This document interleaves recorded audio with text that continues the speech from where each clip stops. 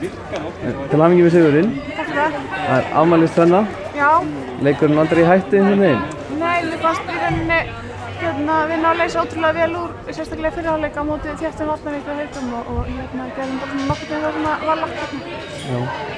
Það var svona einhvern veginn í seinni hálfleikunum og verið þetta áttaði á því að það myndaðist alltaf pláss bak við varnarlínuna hinum með gantinum og svona draga út í hliðarlínunum og dundra honum yfir. Já, ég var að reyna að koma okkur að þeir voru náttúrulega þéttar og við kannski föllum svona fullmikið niður kannski tempóið hjá okkur þannig að maður svona reyna að finna gleðina.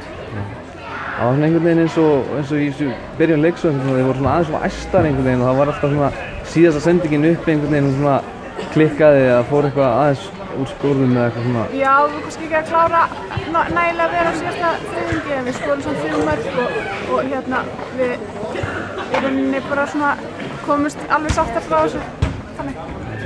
Takk fyrir og eigðu góðan afmælisdag. Kvöld. Já, takk.